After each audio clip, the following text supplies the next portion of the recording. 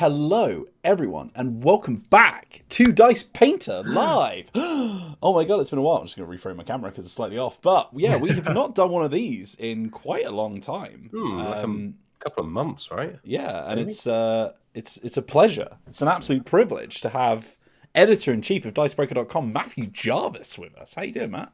I'm doing all right. Thanks for having me on. Like I say, it's been a while. It's been a while since I was on. I was going to say it's been a while since I've been on any stream, but that's not true because I won at Root last week. But it's been a while since I painted. It's been a while since I painted anything, let alone on camera. So it's good to take a couple of hours to hang out with you, Wales. I think the last time I painted something was on camera. I think it was when we had our stream with Johnny leaving. But we've got, very excitingly, and I'm very good, thank you for asking. We've got very excitingly some miniatures from Warhammer Quest Curse City. The game that literally no one can buy. Yeah, I was going to say, are they the new Pokemon cards? Is this where we're at? I think this is going to be the thing. So I'm painting, I forgot his name now, but he's the like troll character, which you can play as one of the heroes. And then I also have this big vampire bat creature, which I've also forgotten the name of because it's got a bit of a Deathclaw vibe to it. He does have a Deathclaw vibe. Yeah, that's a very, very astute comment, actually, Matt. I think he's like he reminds me of the Vargulf, which is like a pretty classic Warhammer vampire count's beast, which is basically a giant bat monster. But he almost looks like he's sort of quite young because his wings are still growing in and stuff like that, which is quite cool. So yeah, or he's like halfway transformed from human to bat or something, you know. Those models look pretty sharp. I mean, it's Games Workshop. They do pretty good models in general, but yeah. But it's been I don't think I've played any of the Warhammer Quest games, but obviously the minis that come with them are pretty nice because they're just Warhammer minis. Well, yeah, the only Warhammer Quest game I've played is the card game, the Warhammer Quest card game, which is it was before Fantasy Flight lost the license, but it plays a lot like Arkham, but you know, just with Warhammer themings and stuff, which is quite cool. But we're not playing games today, Matt. We're painting. We're painting. We've got my model shop, but what are you painting today, Matt? I am painting these figures from Infinity, a regular occurrence on this stream. I'll see if I can get them into focus. I should have probably thought this through. I didn't have a fancy like macro camera like you do. But yeah, also, I don't know how we would get it. I've been very slowly painting this JSA. Is it Secessionist Army? Whatever they refer to it as. Yeah. I've got a bunch of JSA models, and I'm very slowly. I want them to look like this, but at the moment they do not look like this. So I will continue to paint them slowly. I believe they're called a sectorial army. Sectorial army, which I think means it's like a sub category of like faction or whatever. So like the main faction is Yujing, which is like the sort of like conglomerate of like East Asian countries in the Infinity universe. But I think like the Japanese, like you said, they seceded at some point. Yeah, maybe actually that's what I think is Japanese Secessionist Army, isn't it? Yeah. It's JSA, yeah. So yeah, I'll be painting these. All right. Well, and trying to. Last time we were on a painting stream, I could not find my paints, and I was rushing around just before the stream, going, "Oh no," or words to that effect about the fact that I couldn't find the half of the paints that I own, but they were stuffed away in a cupboard because it has been so long since I painted. Yeah. We've got some chill beats on today as well, which is nice. Well, Matt you can't do. hear them, yeah, but No, I assume they're lovely. Oh, they're very nice. And a big hello to everyone in the chat. We've got Chris Charnley, Han Solo Chewbacca, Dania, Rasmus, Angel Beat, Thunder Cookie, Victor, Veronica. Veronica can't stay in a chemistry lab making stuff under reflux, but I hope the painting goes well, you lovely little, and then follow up, lovely lot, meant to say. Thank you very much for at least popping in, Ronnie. We've got Gillen Borum, we've got Nathaniel Levy, we've got Timothy Rayner, we've got Oriol Gonzalez, we've got Josh Warrior. Hello, everyone. Welcome all. Thank you very much for joining us. I'm going to start off with my ogre dude here, and I've given him like a silver base coat. So what I'm going to do is I'm going to start washing over that silver with a Nuln oil, which is basically a black wash, and that's going to get in all the little crevices of the chainmail. And it's going to make it look real nice. And already you can see, if it focuses, yeah, there you go. It just gives it a bit of shadow. which makes that chamber That's really very nice. pop. Real poppy. You're going with almost spilt my entire bottle again. These Citadel Shade bottles are literally designed to make you buy more, I think. Yeah, you're going for like a Evangelion theme on yours, right? Yeah, so I, being who I am, being a weeb, I decided to start painting the JSA in Evangelion green and purple, which is a very specific green. Mm-hmm. So, but it's been so long that I can't remember what I mixed together. It was either goblin green or green skin, together with a yellow, demonic yellow, I think. Yeah, demonic yellow. Coming up. So I need to get the mix right. So it might take a bit of experimenting, but I'll get back on it. Because also this week a copy of Stargrave arrived, which I'm very interested to check out because I have not played much Frostgrave. To be honest, but Stargrave sounds really interesting. I think. I mean, first of all, when we get back in the office, we need to do. We need to get back on the miniatures games because it's been so long since I played a minis game. I tried playing Infinity with Zoe, but she gave it every effort, but was just like, I'm not into this. So I was like, that's fair. But I think Frostgrave, like the base game, Toto, no, you can't come up. Oh my goodness, boy. Frostgrave would be pretty easy to play with miniatures from Warhammer, to be honest, because it's that's kind of the whole Wizards point, and Warriors, right? Yeah, so for those who don't know, Frostgrave is published by Osprey, which do various other they do quite a lot of historical games. I think they're owned by Bloomsbury, the book publisher, so they're kind of tied into the historical books side. But Osprey tend to put out books only. I think there are some official Frostgrave miniatures. There are, yeah. Yeah, they're quite nice, to be fair. Like they're not very amateurish, like some of the sort of like smaller miniatures publishers tend to have to be. Yeah. Oh my god, Toto is now sat on top of my computer, which means that the stream suddenly goes. Yeah, he's in danger of pressing the power button with his foot. You just can't not be on stream, can you? You're in the cat zone now, friend. Oh my god, he's such a Twitch streamer. He's got to be in the limelight. But yeah, so Stargrave is the follow-up by the same designer, Joseph McCullough. And it's kind of like where Frostgrave was a load of wizards fighting over treasure in a frozen city. Stargrave is more of your kind of like Firefly-esque romp around in space with a crew. I think there's a campaign mode, but you can do small little skirmishes and basically scrap for loot and for objectives and things like that. So it seems very much designed to be like Frostgrave was. Small handfuls of models, you can use what you already own, which is quite a nice trend with Osprey games in general. So Gaslands is maybe their best known miniatures game where you can just use Hot Wheels cars. And you know I'm a fan of that, Matt. So yeah, I'm interested to check it out. Yeah, Frostgrave, I know Johnny was a big fan because he was gonna write like a sort of, because we did a list of like good miniatures games that aren't Warhammer, and Frostgrave was one that got mentioned in the comments a lot. It was actually going to be on the list, but I can't remember why, but Johnny didn't have time to write it in the end. But I've not played it, so I couldn't really recommend it myself. But a good indication that I'd be really into Frostgrave is that, one, it's a skirmish game, which I'm all about. Two, it's model agnostic, which means that you can just play with whatever you want, which is just really good. It's just a really good thing to do for any kind of miniatures game, because it doesn't force you to pay lots of money to be competitive, which is good in any system, really. But also it's just wizards. Love wizards. Wizards are great, Matt. Yeah, they're all right. I'm okay with wizards. Okay, all right, never mind. Jeez. Look, it depends on the wizards. It does depend on the wizard. What's your ultimate wizard, Matt? I mean, top 10 wizards. As someone that has a Lord of the Rings wedding ring, I think I can't not say Gandalf. Yeah, he's pretty good. I was big into. I always used to like.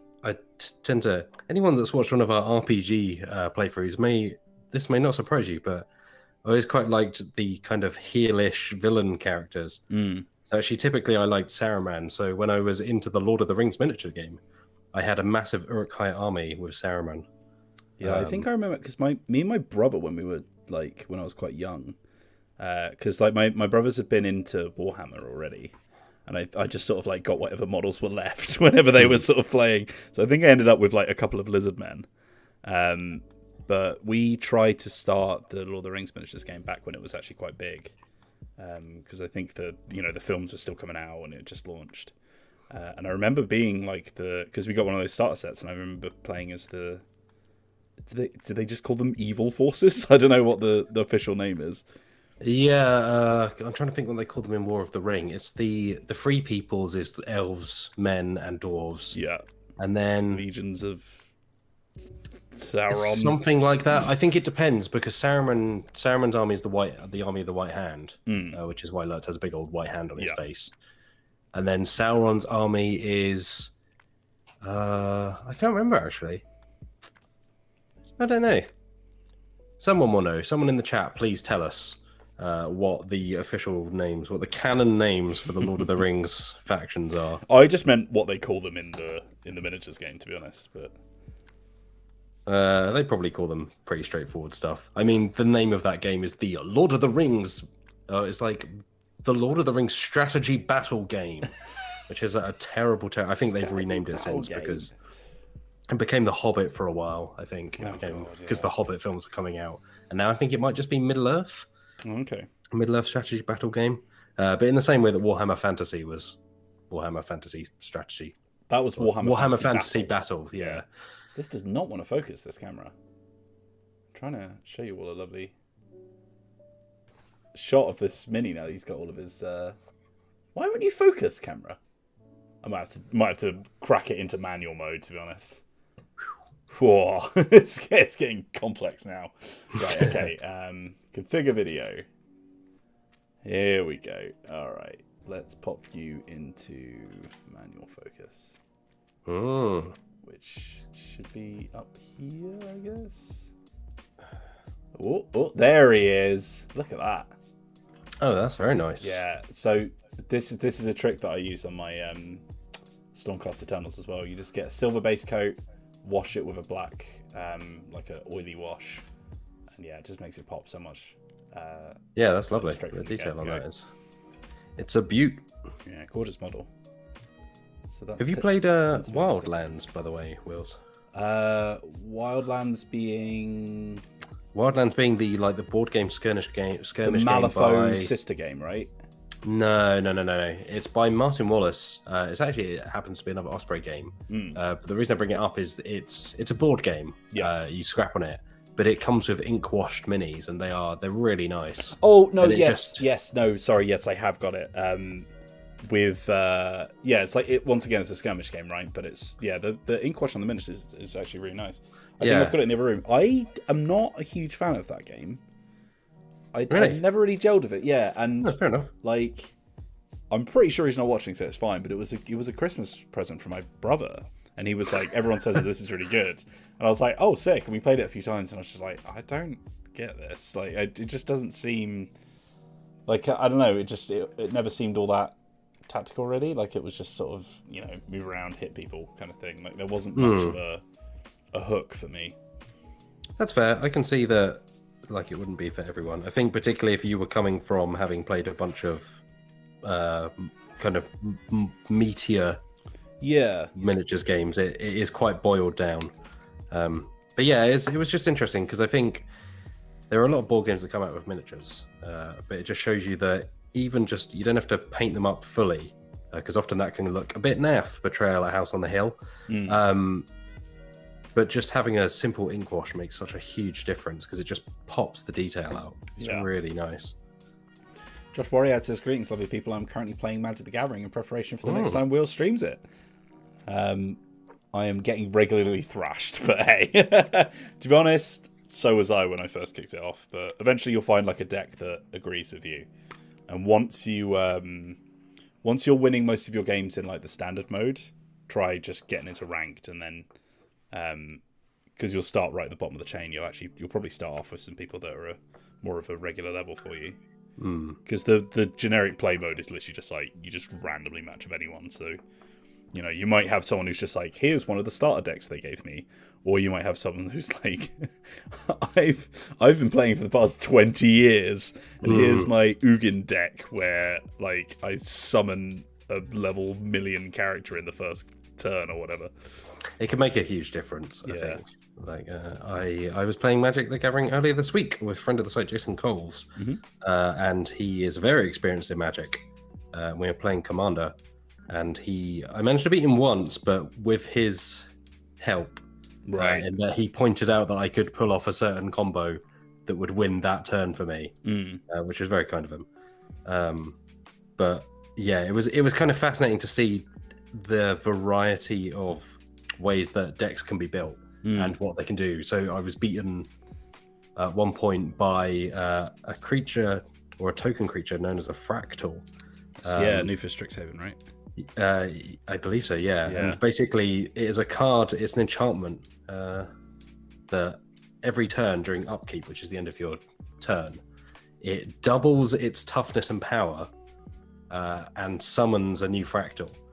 So it went from 2/2 to 4/4 to 8/8 to 6/8. And even though I was killing them, because I couldn't get rid of the enchantment because I didn't have any counter spells. Yeah. At one point, it was a 64/64, which even in Commander, where you start with 40 life points, was pretty frightening. But it was really fascinating because I don't play loads of Magic, and I certainly haven't played many people who have played as much as Jason. Like I've played Chase, our lovely news reporter, who is also very experienced and very good. But going up against people, I think, is just the easiest way. Even if you get thrashed, it kind of just teaches you by failing, because you go, "Oh, I didn't realize a deck could do that." Yeah, I think the problem with most like decks you build when you're first starting out is like you don't really know what they're supposed to do, so you just kind of like, well, that seems like a good card. That seems like a good card, but like I think especially with Magic, unless you've got like a gimmick, you can just sort of get lost, because especially with the bloody land system, which everyone will know if they've watched my streams, that I absolutely hate. I think the land system is so stupid, but it's just old. Getting mana locked is just not a good experience. It just sucks. But like the way that Magic works, like if you just keep drawing lands or just keep drawing creatures that just aren't useful in that moment, then you're just kind of screwed. So you need to have like, you know, like if you've got like a very sort of like streamlined deck where it's like this is how this deck is supposed to work, then every card is in service to that in the deck. So it's like if you draw anything, as long as you can spend the mana to cast it, like it should be useful. And I think that's like one of the like lessons I had to learn when I was building decks for myself. It's like, okay, why is this card in here though? Because like, you know, there's been a few times where I've drawn this and it's just not been useful. So like, should I even have it anymore? You know? Yeah. And realizing that not every deck has to just be chipping away with creatures. You can build a deck that, like net decks, or so it forces someone to run out of cards, which is another way of winning, or inflicts infect or poison tokens, which is another way of winning. So you don't even have to decrease their life. Don't talk to me about mill decks, Matt. Don't talk to me about mill decks. I want to meet the person who like invented the mill keyword. Give him a piece of my mind. I assume it would have been in the original sets, right? So I mean, take it up with Richard Garfield, I guess. Yeah, Rich, I'm coming for you. The thing about milling, and so the way, if anyone hasn't played much Magic, the way that milling works is there are loads of cards in the game, and you know, obviously they will combo with each other as well, where you force your opponent to discard cards from the top of their deck. So in like a standard format, you have a minimum deck size of like 60. So basically it's like a race to see if you can force them to discard their entire deck before they kill you. Basically, that's basically how a mill deck works. But because most of the creatures that you use to mill things aren't really that great at like combat and stuff, most people will just fill the rest of their deck with cards that stop the player from doing anything. And it's basically, imagine every single time you play a card, someone says, nope, and then they make you get rid of 8 of your cards. It's one of the worst things to come up against. But the absolute worst thing about it, and the reason I hate it so much, is because the way that milling works in Magic the Gathering, or the way that your deck works, it's not, oh, if you run out of cards, then you have to reshuffle your deck, or if you run out of cards, then they're gone. So you're just gonna have to deal with whatever cards you've got left. In Magic the Gathering, if you run out of cards in your deck, even if you've got like 7 cards in your hand, you instantly die. And it's like, what? Why? Who thought that was a good idea? It was one of the interesting things, actually. So I was playing Keyforge on Friday with Chase and Mian. And Keyforge, also by Richard Garfield, doesn't have the mana system. You can just play pick a house. I think it's very telling of, like, if Richard Garfield were to design Magic again today, like, what, you can see that in every game that he's invented after that, no game uses that system, and everything seems to be in service to never having to use mana points ever again. So yeah. Keyforge also, if you run out of cards, you just reshuffle your deck. Yeah. So Chase and I played a game that went on for about an hour because we actually happened to have the same. We were playing on the Crucible, which is like an unofficial online version of Keyforge. Yeah.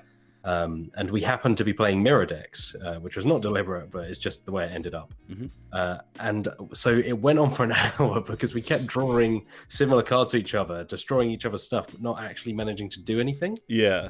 So it's kind of interesting. You can see why in Magic it serves a purpose because it stops games going on too long at some point. Yeah, to be honest, that's literally not a problem in Keyforge though, right? Because literally every deck is different, so you can't, like, you shouldn't be able to play a game of mirrors, I guess, unless you use one of those like starter box decks, I guess. But yeah, I think like I'm sure there was like a reason when that was first invented, but I just don't think, if that's the case, you should then put in a mechanic where you can just force someone to die instantly because they just mill your deck for the whole game. I don't know. I just think, like, I've been really enjoying Magic the Gathering, like, much more than I thought I would. Like, I've been fully addicted to Arena, and it's always been one where I've just sort of like I really love card games. I love Arkham. I love Keyforge. Like, I love quite a lot of different sort of like either collectible card games or just sort of like, trick-taking card games, like anything. Like, for some reason I really love making combos with cards. I think it's like a pretty universal love. But Magic was just so old and like just sort of like weighed down by years and years and years of development and design that it just sort of every time I looked at it I was like, oh, I don't know if I want to play that. And like there's still a lot of bits like the land system, like milling, all that kind of stuff, where I'm just like, yeah, no, I'm not into that sort of thing. But I think my biggest pet peeve with Magic is like so much of the design feels like it just encourages you to be really mean. Do you know what I mean? Like it's a really mean-spirited game. Like it's like even just the idea of just like cancelling cards. Like it's fine to have like a card that goes, oh, okay, right, you've spawned that creature, I'm going to destroy it using some mana. But to literally just have a card that goes, nope. It's like, all right, cool. Like, that wasn't really an interaction, was it? It was just, I wanted to play something and you said no, and now we move on. Yeah, it's like you, I've got kind of back into Magic recently. I've definitely fallen in and out of love with various card games over the years. But it's interesting. It's definitely flawed. Like, it shows its age. I think there are more interesting mechanical designs out there. Yeah. But I think like where Magic is interesting is that it's just been around for so long that you can get these kind of wild creations. So much variety. Because there's yeah, exactly. And like the base kind of gameplay is relatively easy to understand, but it's like I say, being mana locked just sucks. That as soon as you hit that, it's just like, well, what can I do here? You can build a deck to have more land, but at some point, if it comes down to the cards you draw rather than how you use them. Yeah, it's just like there's so many cards in that game that try and like give you an alternative option sort of thing. Like there's so many cards where it's like, okay, this card, like what's it called? Evolving Wilds is the classic one where it's like, when you spawn it in, you can tap it to instead search your deck for another land card and then put that down tapped, sort of thing. So it's like there's loads of mechanic and like loads of spells when you draw more land and all that kind of stuff. So there's loads of stuff that tries to circumnavigate the problem of land cards, rather than just like, you know, if you were designing a new game, you'd just be like, okay, maybe land cards don't work very well actually. Yeah. Which is why, like, you know, you look at every digital card game that came out from Hearthstone onwards, they were just like, you get one more mana each turn, right? And it's like, yeah, because that's basically how land cards are kind of supposed to work. But you know, I just don't think it's very interesting when both players either have like a completely different amount of mana available, or are just sort of sat there with like 3 because neither of them are drawing. Like I just don't think it. I don't find that like a fun puzzle. It's more just sort of like, you know. Yeah, getting on the ramp shouldn't be the issue in terms exactly. of, Yeah. Like if you choose to bring out one big powerful thing rather than 6 smaller things, like that should be the interesting decision there, not what do I actually have the mana for. Astro Marine in the chat says you should give Ashes Rise of the Phoenix. Yeah, I was going to read that out. Have you tried that? I love Ashes. It is fantastic. I haven't played the new version. Is it even out yet? But there's a new edition coming out. Actually, I think I'm getting confused with Summoner Wars. I think they've said they're bringing Ashes back at some point. Yeah, it was Plaid Hat again, isn't it? Or maybe it did come back because it came back with a subscription model. Anyway, Ashes is great. It's really, really good. Ashes is a fantastic game. It's a really good design. The artwork is absolutely stunning. Lovely. Yeah, it's one that I've really wanted to try.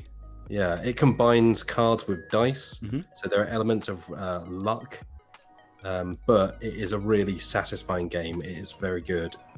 Because it's expandable as well, rather than like collectible. It's not randomized, so you just buy the expansions and you get characters in them.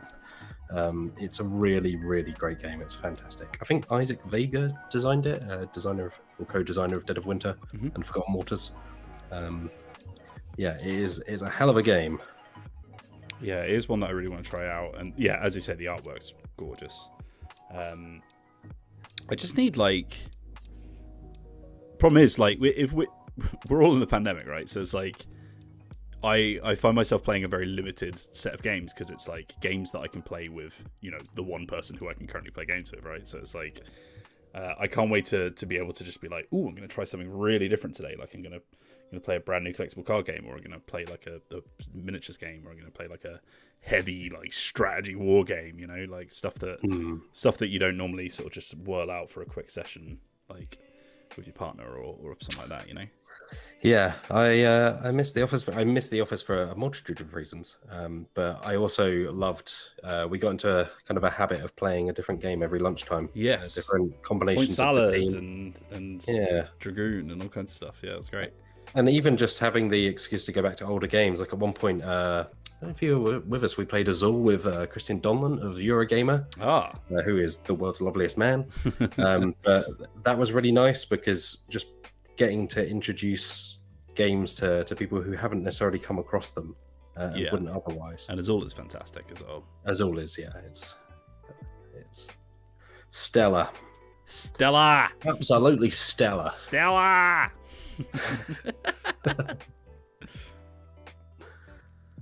Right, so just a little update on the miniatures. I'm currently just doing a lot of washing, so I'm kind of painting both at the same time. So obviously I've done my Nuln Oil wash on the ogre, but this guy I'm doing a blend of sort of like a flesh tone and then more of like a brown for the fur. So he's coming on pretty nicely already. I mean, this camera's kind of like sharpening it up a bit, but he gives you a vibe of just sort of like just inking basically. Wills, you've always been an incredible painter, but I have to say the fact that you're painting 2 models at the same time better than I can paint one is the only reason I'm doing it is so that I can work on one whilst the other's drying. I'm not trying to flex or anything. This is where I'm up to. I've decided to go, actually I've broken my own color scheme because this particular person from the JSA, I can't get it in focus. They're wearing a kimono. Yeah, is she the one? Because you can get characters that are kind of like objectives, like you have to sort of like capture them or assassinate them or something like that. I can't remember, to be honest. Yeah. It's been a while since I read the lore, but I've decided to go with a blue kimono and a yellow bow. And I'm going to try and do the flowers that are on the kimono in white, which is quite different. But I thought purple might be a bit much. Yeah. For the full body kimono. I've got a miniature that's very similar to that actually from my Malifaux set, which is like the actual sort of main character. I think sometimes painting miniatures that aren't just people holding guns and swords, is one of my favorite things, because you just get to. It's super challenging as well, right? Yeah, like just painting clothes, I find really difficult because like trying to make fabric look good is like a really intricate skill, especially when they got patterns on like you're doing now.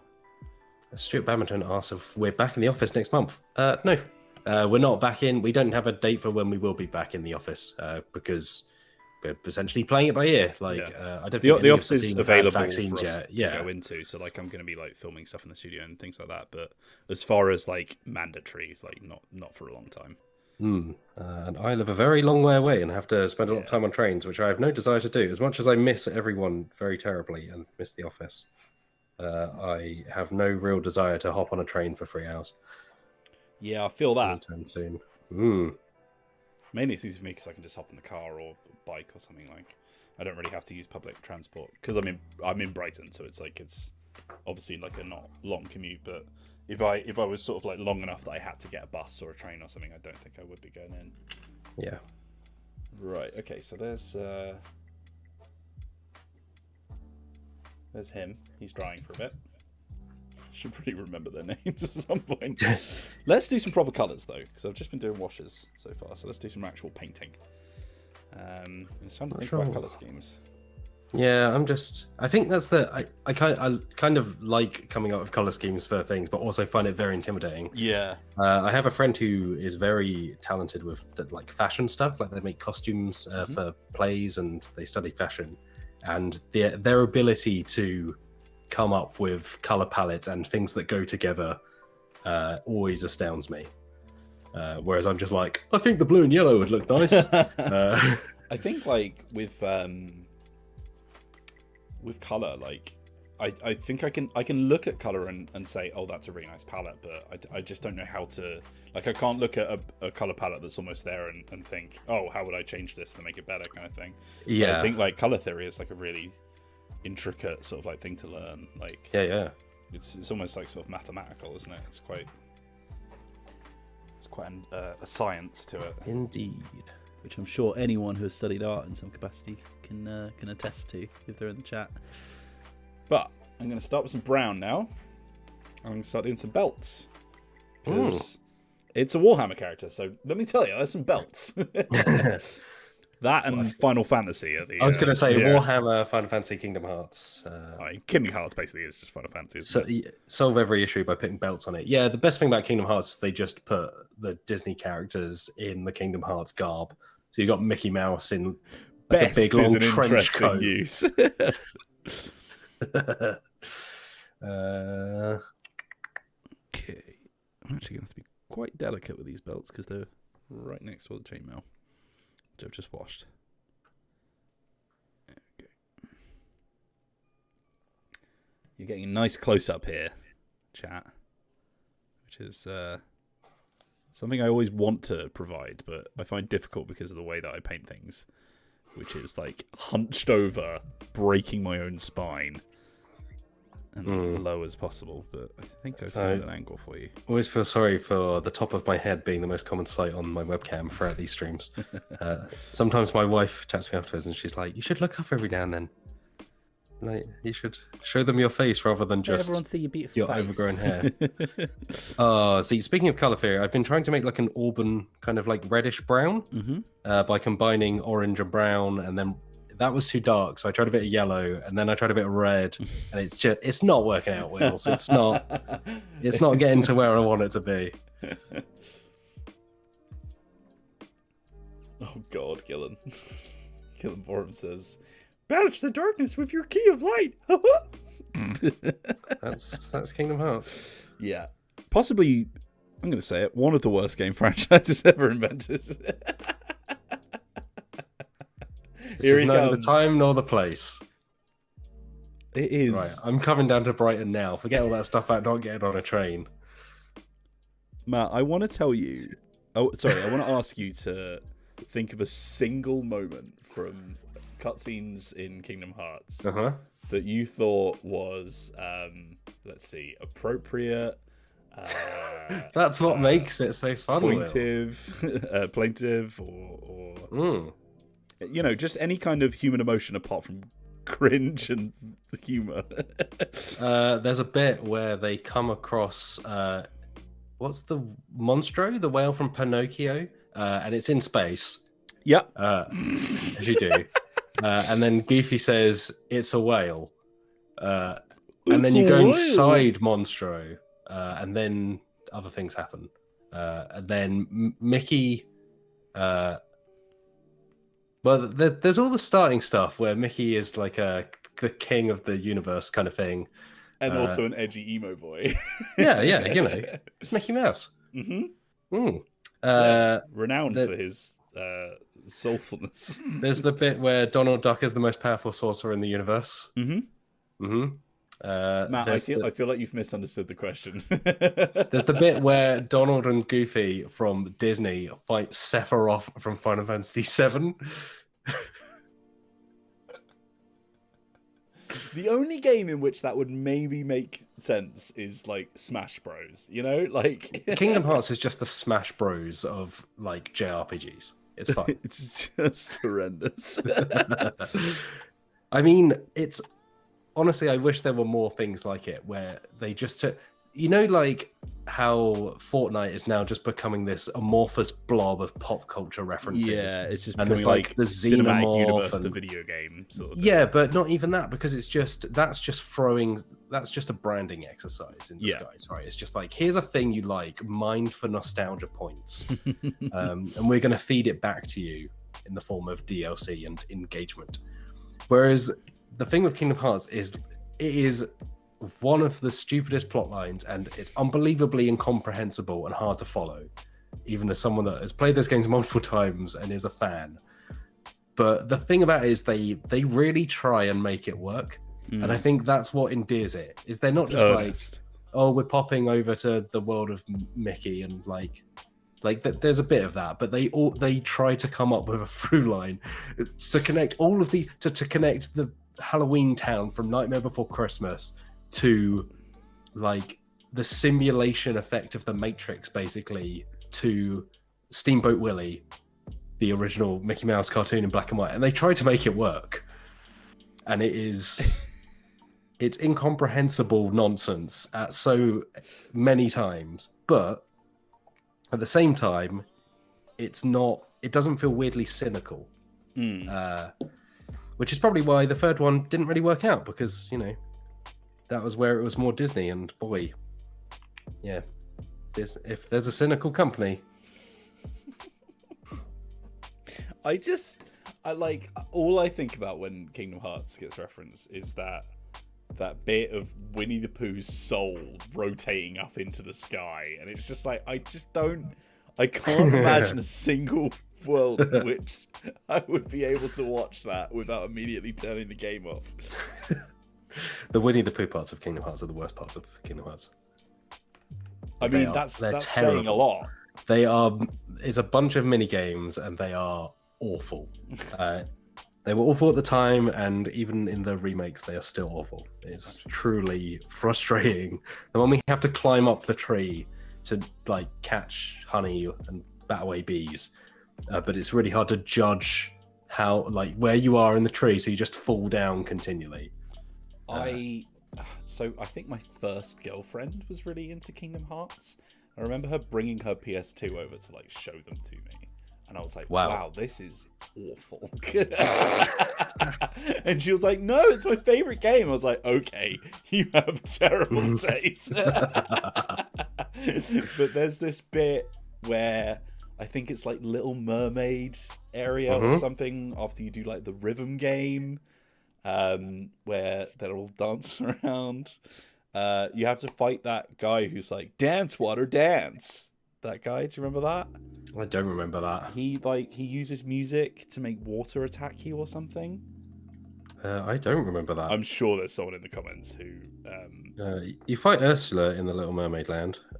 Maybe it wasn't in Little Mermaid Land. Maybe I'm just conflating those two. But there is like... It's one of the anime boys. It's not like a Disney character. But yeah, that was... There was about 3 lines of dialogue in that boss fight, and it took her about 2 hours. So that was... Yeah, that sounds like the Kingdom Hearts experience. Yeah, that sure was a pleasant experience. Right, I'm gonna start putting some flesh tone on this boy. I'm starting with like a real pale pallid witch flesh, and then I'm gonna sort of right-click and flesh shade it up for a bit of sort of bronziness. I was about to ask to try and steer the conversation back in a direction, what the Kingdom Hearts of the tabletop is, but it's Magic the Gathering. I mean, they've got Godzilla now. They're going to have Lord of the Rings and Warhammer. Magic the Gathering is the Fortnite. Yeah, I suppose because it's true. cynical. Yeah. It's so incredibly cynical. Hence why they did a Walking Dead crossover as like their opening gambit. Yeah, that didn't work out so well for them. Whereas an Ernest one, I think part of the problem is that the tabletop doesn't really have any brands, right? What about Unmatched? That's a great shout. Yeah. Unmatched is a great shout. Because that's a game that genuinely wants those characters, not is just getting them for brand recognition, you know? Yeah, and like you say, cares about them, like puts in different powers that reflect who they actually are in their universe, but also how they match up against each other. Yeah. Yeah, that's a really great shout. By Restoration Games, isn't it? If anyone wants to give that a Google. Based on, I never remember the name of the original Star Wars game that they take the mechanic from. Oh, I didn't realize it was. They borrow the gameplay from. Yeah, it was an old Hasbro game. I think Rob Davio, actually, who is at Restoration Games, co-designed the like Jedi Battle, something like that. Probably. Because it turns out they're actually, despite the Phantom Menace being a load of bum, Phantom Menace is like the prequel trilogy of Star Wars and Kingdom Hearts, I think, share a stylistic tone. You know what I mean? Like they've got that same like delivered with absolute sincerity, but just complete nonsense. I mean, but you can see why, because at the time, Wills, you may not remember being but a spring chicken, but at the time, it was very much the Vogue thing. You know, it was the era that gave us Hawthorne Heights and, you know, like more goths, not the goths in general, because they had existed for a long time. But yeah, teen angst was very much the thing, and the prequel trilogy, if nothing else, it's Teen Angst the movie. To be honest, like I remember seeing someone tweet that Hayden Christensen was ahead of his time in portraying like a sort of like alt-right whiny guy who thinks he's the good guy but then slips into bad guy that, you know, we've all seen now. Well, that was the worst thing about the way they finished up the most recent trilogy, right? It's like they just didn't pay off on that stuff. It's like they had such an open goal to say, actually, none of this matters. Stop whining. Like, you don't need to be related to X, Y, or Z. You don't need this. But in fact, they just they caved to it, and it ended up eating itself. Yeah. So there we go. I'll be honest, mate. I've not watched any of the new Star Wars films. Apart from maybe, I think I saw Rogue One, which is fine. Rogue One, yeah, Rogue One is solid. There's some good stuff in Rogue One. Last Jedi has some of the best shots in Star Wars in general. Yeah, I know people love. Well, I know sane people love Last Jedi quite a lot, and I know that there's quite a lot of people who I wouldn't necessarily want to have a conversation with who are very angry about Last Jedi. But yeah, like just not into Star Wars films. Like, I genuinely really love like the video games, and like Knights of the Old Republic is such an incredible RPG series. And like, you know, I played Battlefront, all that kind of stuff. Like, I feel like all of the like the original Battlefront, I mean, like PS2 Battlefront 2. Like, I feel like all of my favorite interactions with that world have been the supplementary material, you know. Like, I don't think any of the films are really as good as the things that were inspired by them, you know. No, I would agree. Like, I think I'm with you. It's like I like this film's okay. I don't think I would describe myself as like a huge Star Wars fan, but I think there are elements of that universe that are really interesting and delivered upon much better by people that are not George Lucas or who's the person in charge of the Star Wars stuff now? Kathleen Kennedy? God knows. Is that it? And I think actually that is the thing that Last Jedi does, is it feels like something that was made by someone that understands the stuff that is good about Star Wars. Rian Johnson is a heck of a filmmaker. Oh, he really is. Yeah. Knives Out is incredible.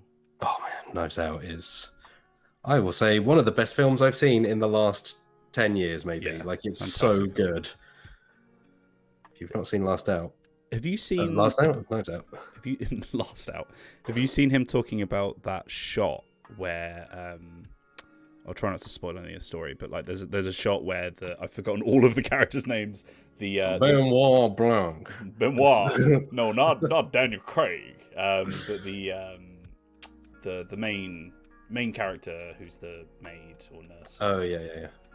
She's like, basically a big bit of news has been delivered, and everyone wants to talk to her about it. And she's like exiting the building hastily. It goes into Handycam. Yeah, and it goes to Handycam. Like it starts as a smooth shot, but as the music gets real, like hectic, and all the characters are shouting, it like literally like really physically like moves the camera into Handycam, and it becomes really like sort of like found footage almost, like really sort of like shaky camera footage of.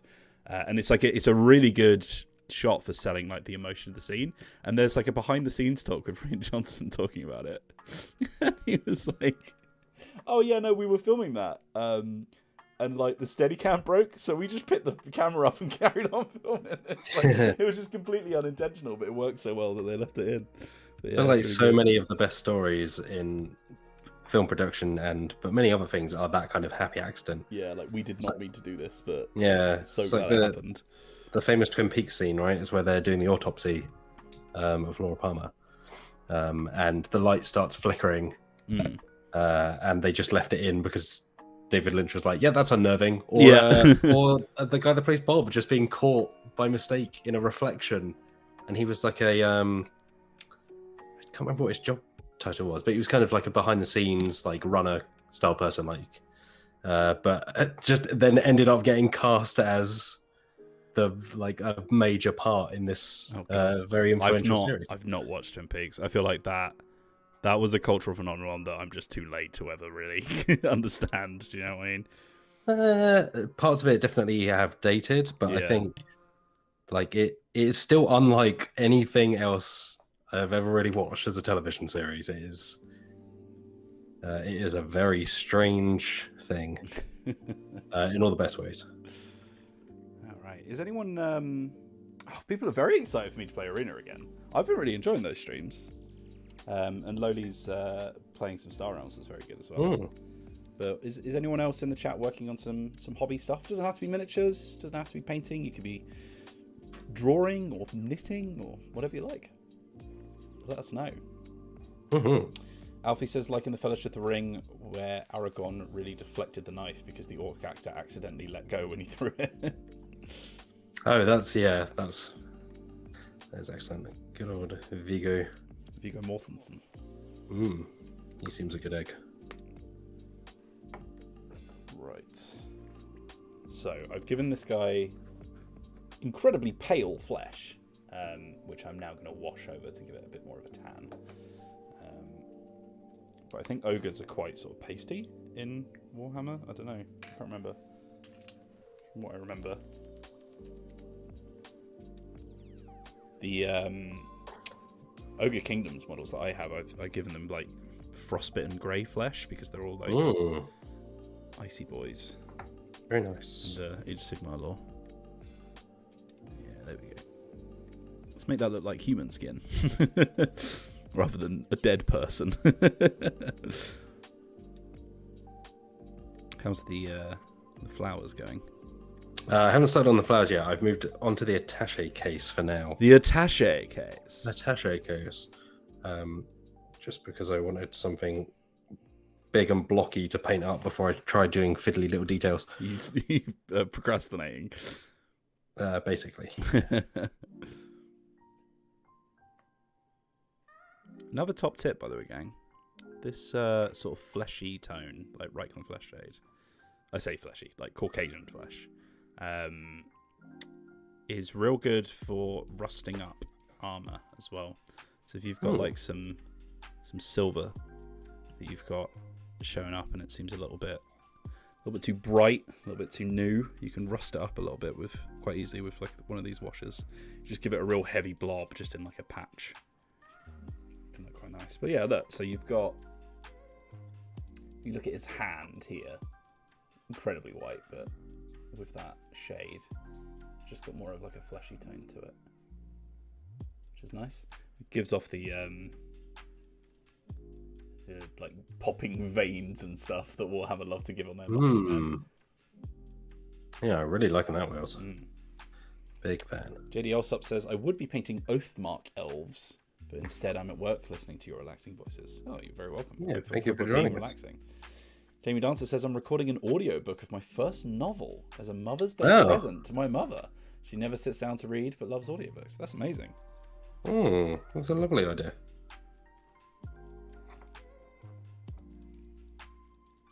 Okay. Let's get the neck. Matt, I wish you could hear this lo-fi hip-hop. I'm just vibing. I'm hearing it in my heart, Wills.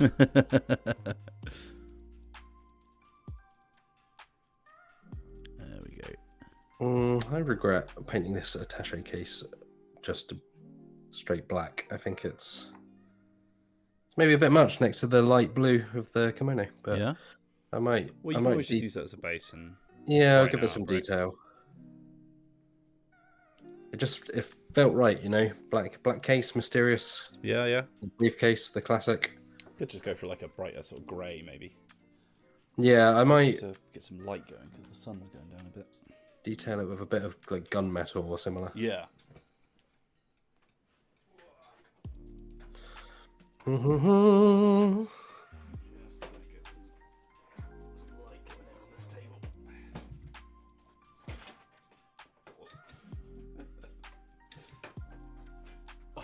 little space in this bedroom rather. There we go. Unfortunately, the light is behind the miniature, which isn't very handy for the. Oh, wow, yeah, no, and it's not adjusting, is it? Gonna adjust camera? No? Okay, that's fine. Yeah, brightens up a little bit, just so you can actually see what's going on in the gang. But here he is so far. We're very much making slow progress, but progress is progress. I need to decide what colour his trousers are going to be, because he's got some furry trousers that are sticking out. Oh, God. I will say, as you mentioned, lo-fi hip-hop. Yeah. And also Final Fantasy has been a topic of discussion. There is a lo-fi Final Fantasy album that is official. Official? And it's genuinely very good. I think even if you're not a fan of Final Fantasy, the music in that series is excellent. I think the music is pretty much the only good thing in Final Fantasy, isn't it, Matt?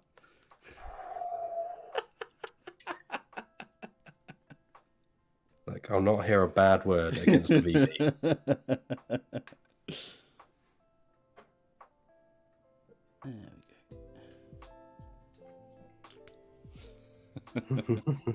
I'm upsetting people today. Right. Just another day in the office. Just another day of being wheels. Right. Oh, Han Solo says, like Spike for halfway catch up. We'd love a like Spike. Rasmus says there are a lot of takes in this. That's what happens when Wills and I get together. Yeah. Cookie Cat, I'm using a metallic silver. I don't know if Matt is, but I heard the word gunmetal, which makes me think yes. I do have a metallic silver somewhere. I might dig out in a second. Do you know what I'm going to do? I do not. I'm going to move this light. It's more like here. I know it's going straight into the camera, but give me a second. But that will at least, like if I do that. It's going to give you a kind of heavenly vibe. Halo of light. Like you're ascending. I mean, every time the sun goes, it looks like I'm ascending. Yeah. We're delighted to be able to live stream the Rapture. Let's see if that's a little bit better. There we go. Oh no, it looks like I'm in a dramatic documentary now with the side lighting. It does a bit, yeah. True crime. I feel like you should be distorting your voice a little bit and dropping. And that was when he said that music was the only good part of Final Fantasy, and I just flipped.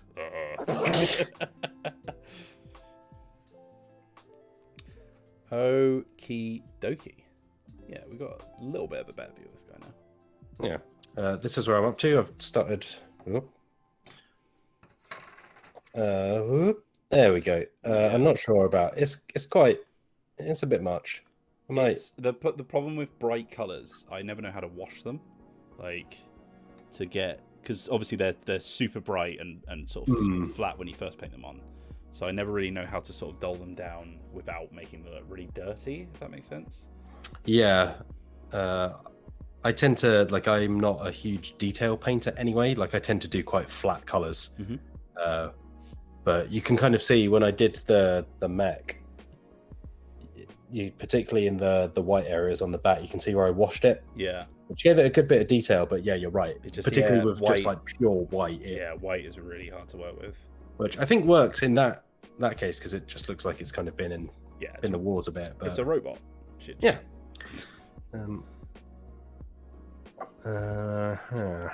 How to?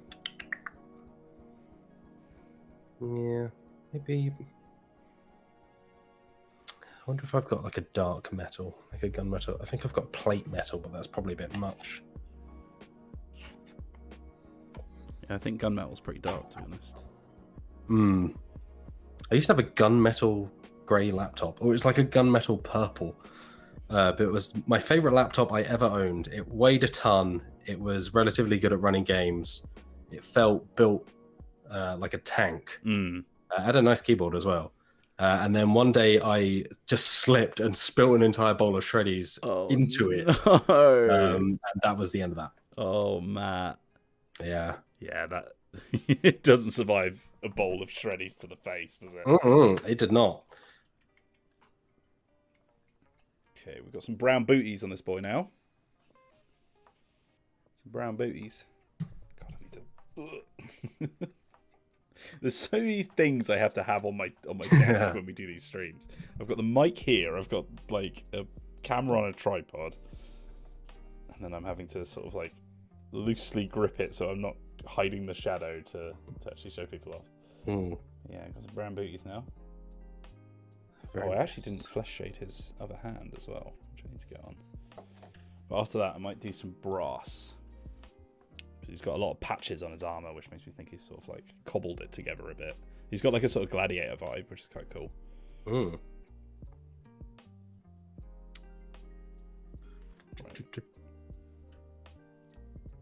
Let's put a quick flesh shade on his hand.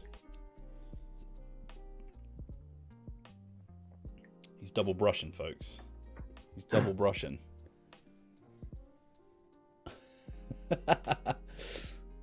It's an advanced technique. Holding one wet brush whilst using another.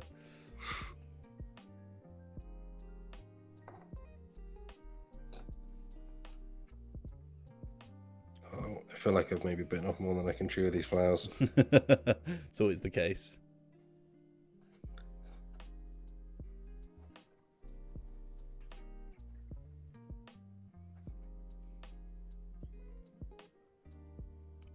So I'm finding to have a little bit of rust on this bit as well. Let's get a little bit. Yeah, let's get quite heavy on here.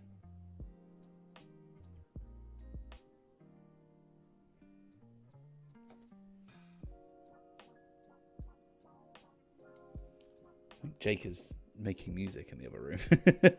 So I'm like, what is that little piano line that keeps going? You've got beats on top of your beats. I know. It's Beat Central over here. All I've got is the noise of the cat licking herself. Delicious. Cool. He's got a nice rusty blade that he's stabbing people with. Let's get some tetanus in those enemies.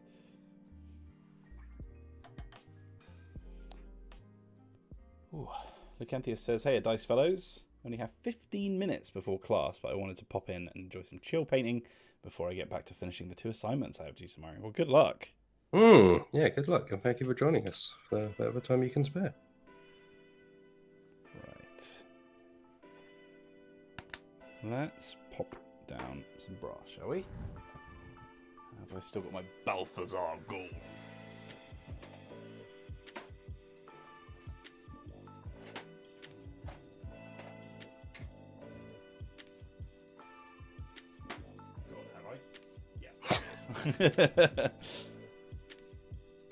This one's gone real thick now. Chiseling it out. It's basically a dry brush paint at this point. Yeah, there we go. Oh, that's not too bad. Well, it's lost quite a lot of its gold. It's mainly brown.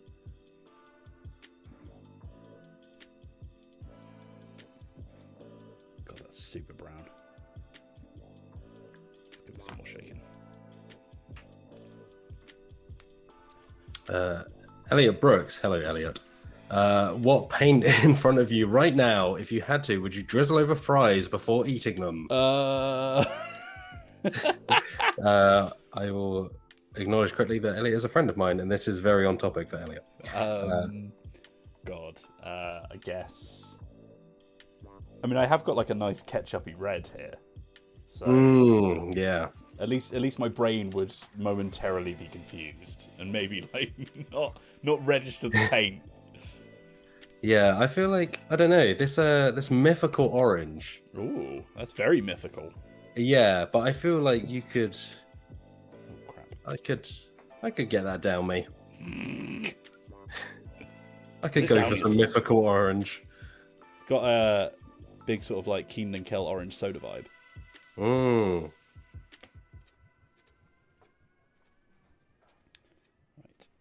I've managed to get the actual bronzeness back in this bronze paint, but I accidentally got loads of it on my brush, so I'm just going to sort that out quickly.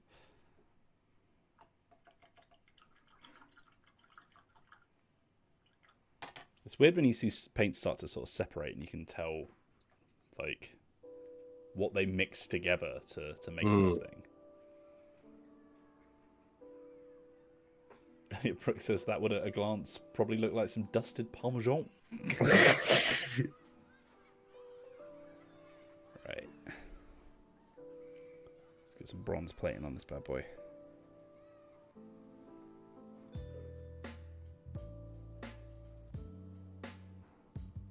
CookieCat94 with a little super chat says hashtag eat your paint fries. New merch coming soon. We'll open up a cafe. I mean, a Dicebreaker branded board game cafe would be pretty cool, to be fair. As long as we didn't have to work there, you know, because we're a little bit busy.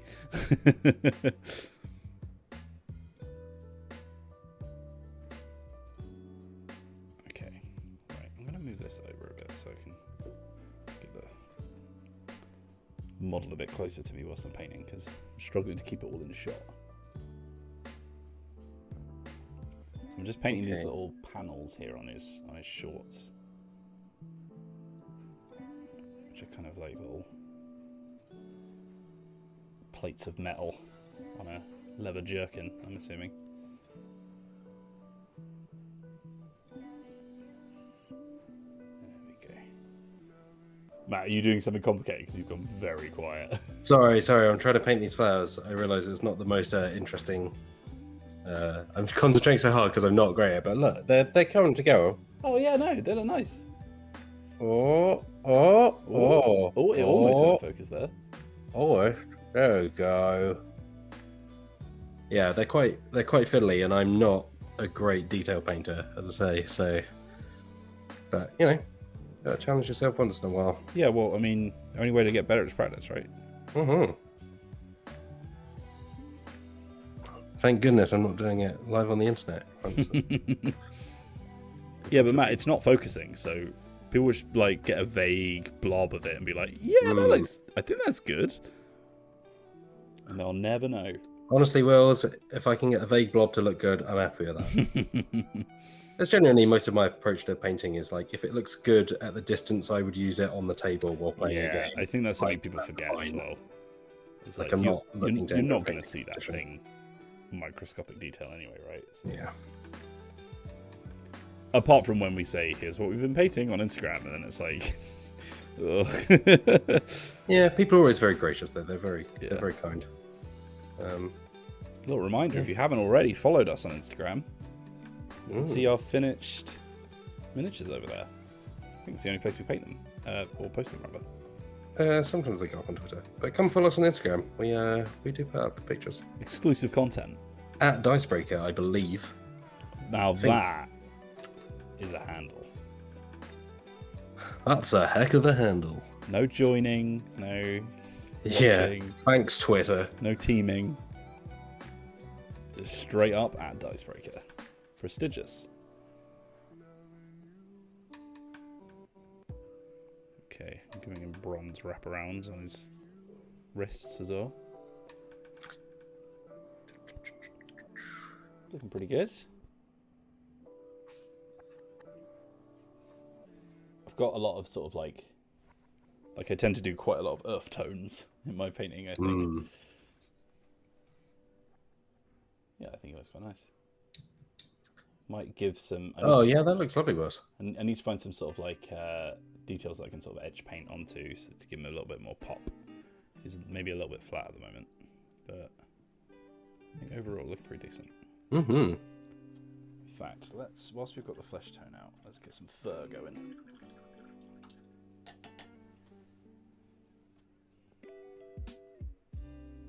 I might give him like a really bright gold shoulder pad as well. Spanofsy has done a super chat and says, Dicebreaker, Instabreaker, Twitbreaker, wait. Hope you all are doing well. The models are looking lovely. Thank you, Spanofsy. Yeah, thank you. Thanks for the support. Okay.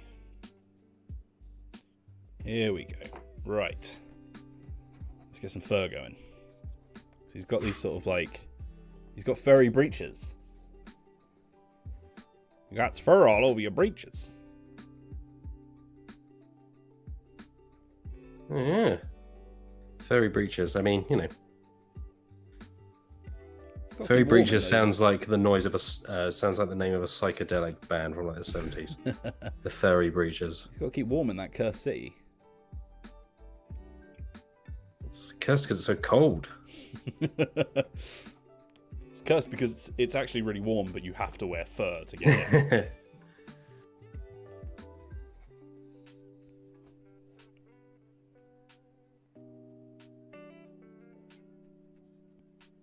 I hope I finish these files soon so I can be more interesting in this conversation.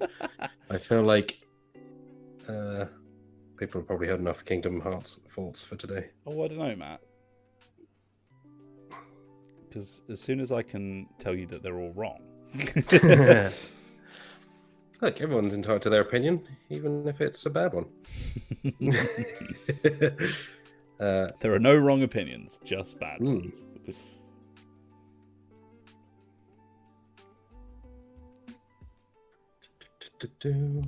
Simply Dave says we could use some twit breakers in my hometown.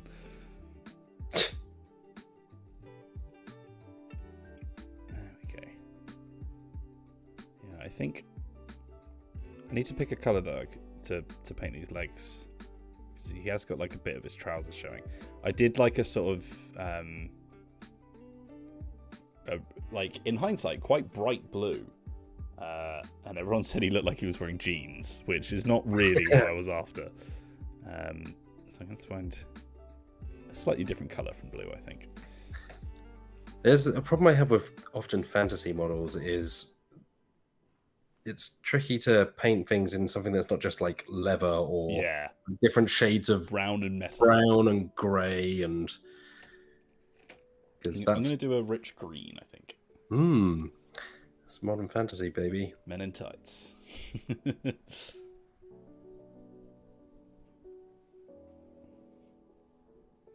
Instabreakers sounds like something that surfers might be interested in, according to Timothy Rona. Instabreakers. Chris Charnley says we could bring back #DaddyMatt to give you something to talk about.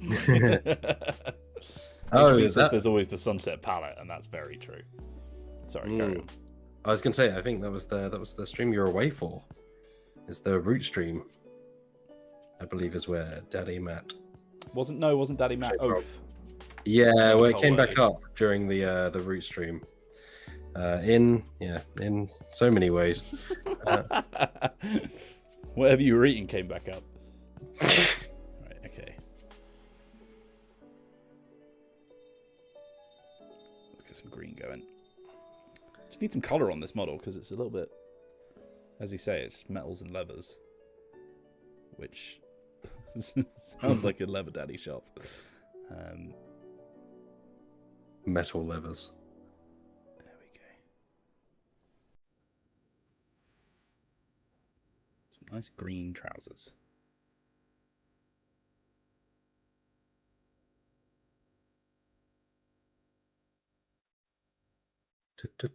I'm almost done with these flowers. They're of varying quality, but just only show us the good ones. I can touch them up afterwards as well. It's just because, to be honest, the light in here is not great. Yeah. Quite overcast today, to be honest, because I was just kind of lighting myself with the sunlight, and it looked quite nice. But now that it's dying down a little, having to compensate. Just trying to catch where the edges of these are because they're quite small.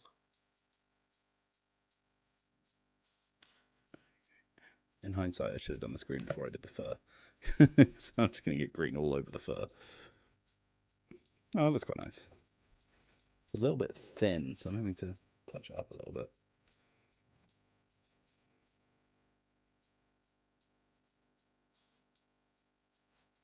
Makes his knee plate stand out a bit more as well.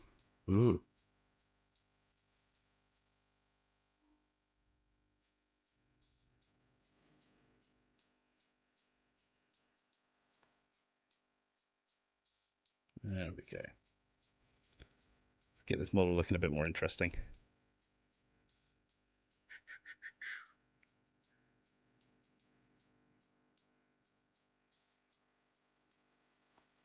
And then we'll probably have to go over the fur again.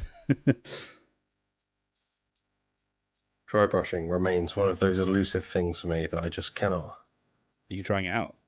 No, but fur always makes me think of it because often people use it on fur, right? It is life-changing for fur. Yeah, it's pretty much all my furry miniatures have dry brush.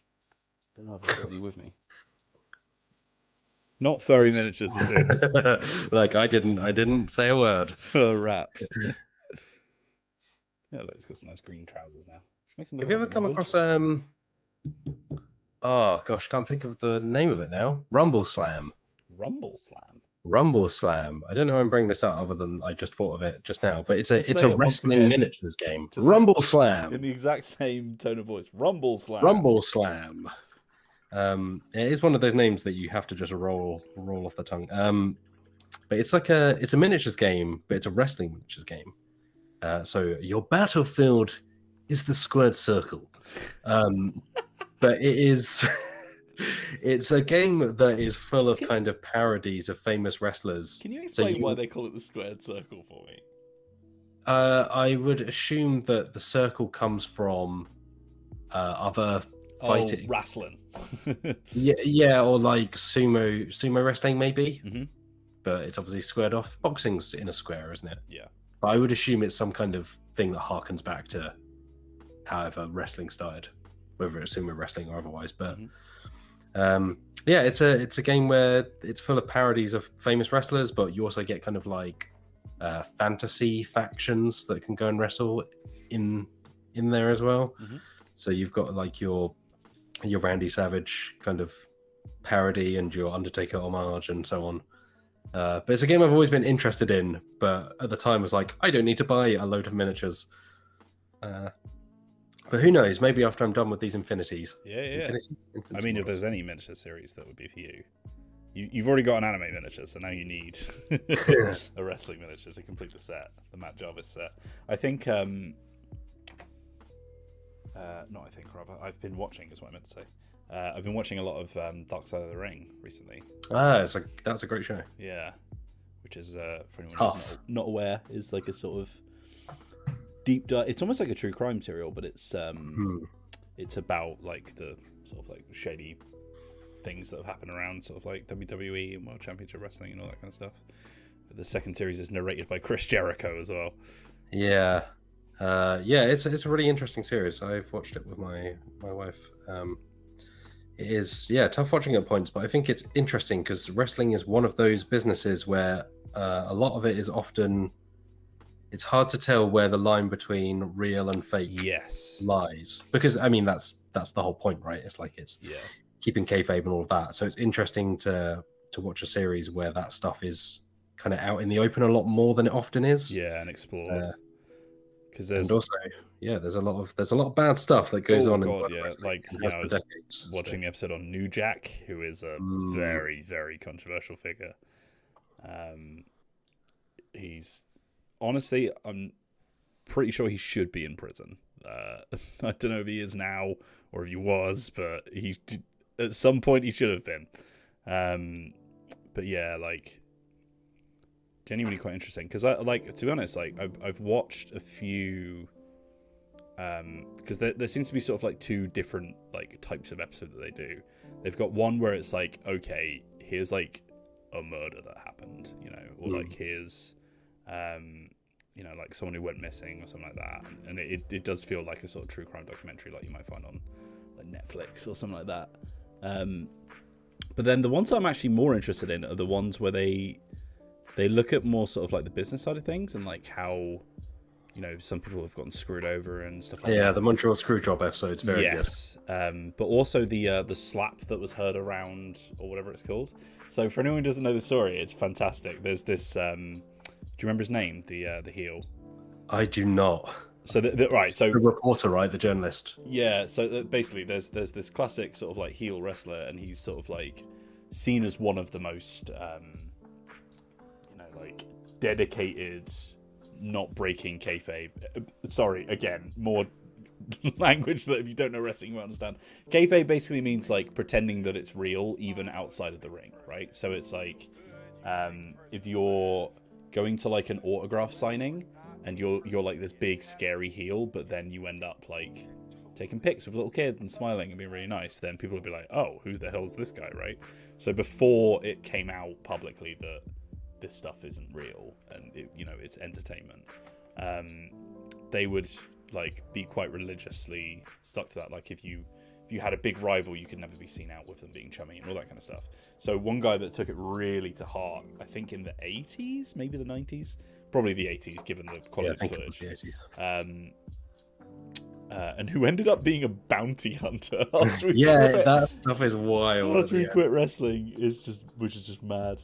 But he was like very dedicated. Also a bit of a weirdo, but like very dedicated to like never going out of kayfabe and just like always sticking in that heel persona. So like he would be rude to fans and like would never sign autographs and all that kind of stuff. But like when it came to like the 80s or whatever, and it was starting to come out that like wrestling isn't actually real. You know, it was something that like people sort of talked about, but it was never like officially never officially sort of like agreed upon by any of the people who actually filmed this stuff. There was this reporter who ran a show called 2020, I think it was called, which was weird seeing because that was last year. But I think it's meant to be 2020 vision because it's kind of like clearing things up. And he basically would go around to like big cons. Like, you know, there's an episode of him sort of taking down smoking companies and saying like, why haven't you gone public about the fact that this is really bad for people's health? All that kind of stuff. So he would expose great lies kind of thing. And that was his whole like show idea. And he reportedly like got annoyed with the fact that people still thought wrestling was real and they were taking it seriously and all that kind of stuff. And he was like, it's not real. I'm going to prove it. I'm going to prove it's not real. So he had this big expose with like a wrestler who would show him all the tricks of how they did things and all that kind of stuff. And it all culminated in like him going to like a WCW match or whatever it was behind the scenes, behind the stage, and like interviewing wrestlers and being like, this is fake, you know, just like going up to them and like putting them on camera and saying this is fake. And the first person he decides to talk to is this guy who is the most dedicated heel, who, as I said, ends up becoming a bounty hunter and starts like shooting criminals and like taking them in after this. And he goes up and he's like, I want to ask you a question. And he's very much in character. He's on camera. And he's sort of like asks a few questions and he's getting like rude responses. And then he goes, well, look, let me make this real clear for you. Let me ask you a simple question. I think wrestling's fake. And in response, he gets slapped so hard that he falls back into the wall. And the guy's like, is that fake? You think that's fake? And then he gets back up. And the guy, like, on the interview, he's like, I was always taught, you know, if a guy gets back up after you hit him, you make sure he gets back down because you gotta establish dominance, all that kind of thing. So he slacks him again so hard that he falls on the floor. And they're like, it's this huge thing of like, he obviously starts like a, you know, he tries to sue WWE or WCW or whatever it is, and like all this kind of stuff. But like, I think to like get some heat off him, they sent him to Japan to do some wrestling there, because obviously wrestling's quite big in Japan as well. And like the producer there was like, I want you to slap a journalist in the ring because like that would be huge. So then that gets leaked to the Post, and again, like, people think it's real, so they see that and they're like, oh my god, he's done it again. Yeah, it's the wild thing where often, for better and worse, wrestling companies, particularly the WWE and Vince McMahon, he's a terrifyingly clever but also not particularly nice guy. Oh, he's horrible, yeah. But they use like real life things in wrestling storylines. So it was WWE because allegedly McMahon sent this wrestler whose name I can't remember out to the front to basically deal with this reporter. Yeah, he was bad for business. So yeah, it's fascinating. That stuff is always fascinating. Yeah, there are so many things where the lines are blurred and where things bleed over from fake soap opera. Yeah, well, so I was watching, there's this I feel like I've recommended this video to you before if you haven't watched it yet, Matt, but Super Eye Patch Wolf is a YouTuber from Ireland who does a video on like, do you not understand wrestling? Let me explain why people love it and like why it's so good. And makes a really good case, and like was the reason I started wrestling. The reason I started watching wrestling, rather. My goodness, what an announcement, Wheels. That's right, here, Monday, Wheels makes his debut. But yeah, no, like I was watching that video, and he also does like a really good one on heels, and he talks about New Jack and that episode and all that kind of stuff.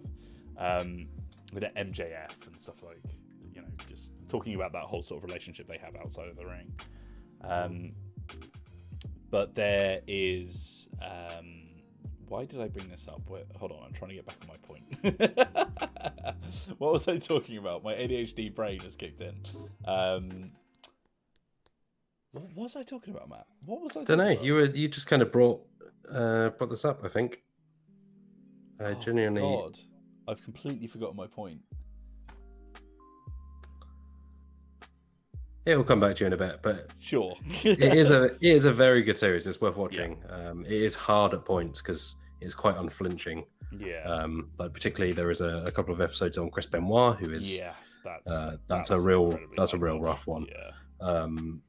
But it's a fascinating thing. I think even if you're not necessarily into wrestling, because you know a lot of people aren't, it's still an insightful thing for an industry that is unlike any other industry, because nothing works the way that wrestling works. Like the whole blurring of the whole coinage of sports entertainment. Yeah, I have now remembered my point, by the way. So there's this famous thing of like when kayfabe was starting to break, and who are the huggers? Basically, the guys who hugged at WrestleMania or whatever it was. What, this WrestleMania? No, when the big scandalous one in like the 90s or whatever, when there were four people who were supposed to hate each other, but had been working for so long, and it was like their last match there because they'd moved to another wrestling foundation or something. Yeah, I can't remember. And basically, they're caught on camera hugging when the credits are playing because they're like, "Oh, it's been a pleasure working with you," whatever, and everyone's just like, "What the hell?" Why? These people, like, we've been told that they despise each other for the last. Oh, thanks for joining us, Jamie Dancer. Sorry you can stick around. Despise each other for the last however many years, are just sort of like giving each other like a nice pat on the back and stuff. It's like, what's going on? And like that was when it all started to like really break up. But you can see this interview with one of those people that Super Eye Patch Wolf sort of plays in the video.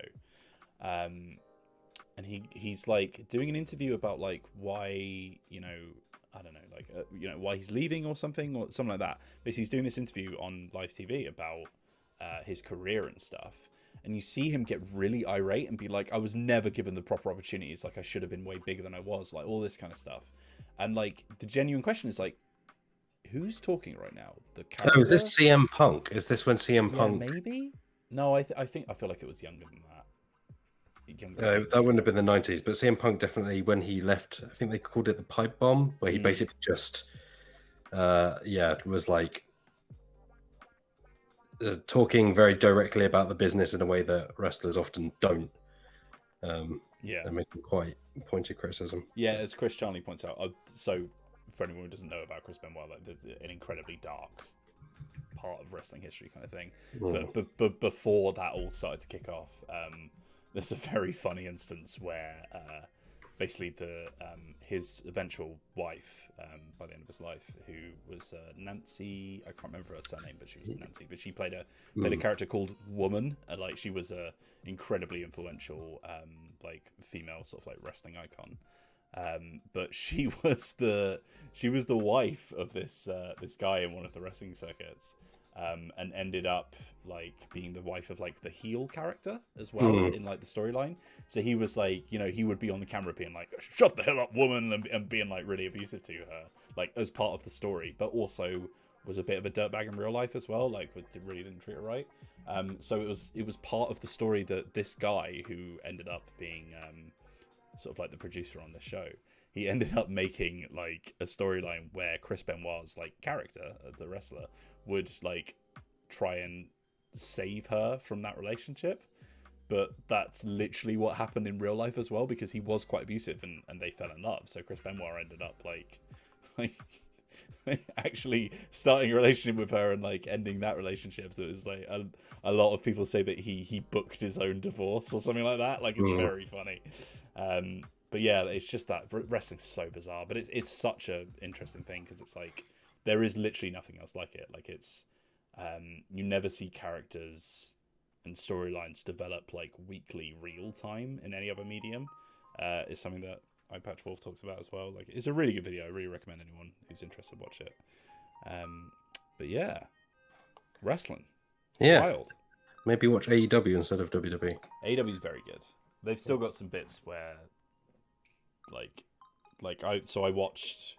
kind of fell off when pandemic hit because wrestling without an audience just isn't really the same. But yeah, there's like a sort of a few episodes where like, they've got like just women standing around in bikinis for no reason and stuff, where it's like they're still trying to get rid of that like, I don't know, teenage boy aesthetic. But overall, I think they're a way better organization. They actually respect their talent and stuff. Just look after their wrestlers and things. Imagine that. All right, I think I'm getting there. I've managed to. changed up the attaché case to a metal. Focus. Oh, What? Gonna focus? What? Where you up? It's got a real sort of Asus Republic of Gamers vibe. That's what I'm going for. Yeah. I can't get. Come on, camera. Well, that's a little bit. But I've tried to do most of the flowers.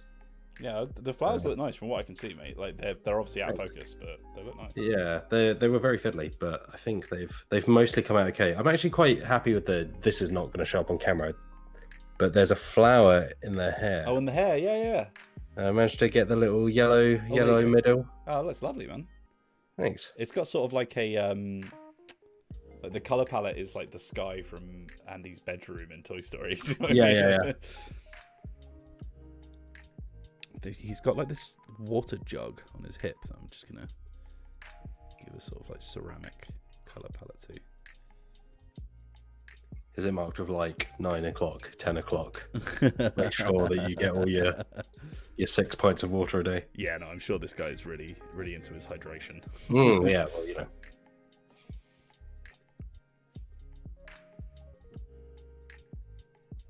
Or it's like, it is marked with that, but it's full of beer. Alright, I think I'm gonna... Am I gonna wash this? Maybe I will wash this. Who could say? I mean, I could say. Well, Matt, what do you say? I'm gonna try and wash this. He's gonna try and wash it, folks. I've got a flesh wash. You've got half an hour left to get the miniature to a standard where you're happy showing people on the internet. That's it's never gonna happen. But wash brush. One of the things I like about these brushes, which are they Army Painter? Yeah, they're Army Painter. We're not sponsored by Army Painter. I just happen to use them. But they have on them. But we could be what you use them for. So for someone like me who's just like, do I use the thin one or the big one now? They say on them like detail or ultra fine detail. Oh yeah, no, I think dry brush. I think Warhammer do that as well. To be fair, like this is a base, for example. Oh, nice. Yeah, which is nice because then you don't like brushes look very similar, so it's very easy to mix them up, kind of thing. I've got 3 different shades of brown on this bad boy. Ooh, delightful. It's just something about miniature painting. You gotta have a lot of browns on hand. Or be good at mixing paints, which I'm not. The Gears of War approach to visual style. The 2013 video game. Apologies if you can hear my cat in the background, by the way. She is snoring very loudly. No, we can't hear it. Only a couple of meters away. But she keeps going in her sleep. She's a very heavy snorer. Oh, Matt, should we talk about the thing that got signed off today? Signed off today? Speaking of cats, because they feature quite heavily in them. Oh, yeah. Yeah, you go ahead, Wills. Yeah, we have, as you can probably imagine, been working on YouTube memberships. If you would want to support the channel and get some exclusive content and have some lovely emojis to use.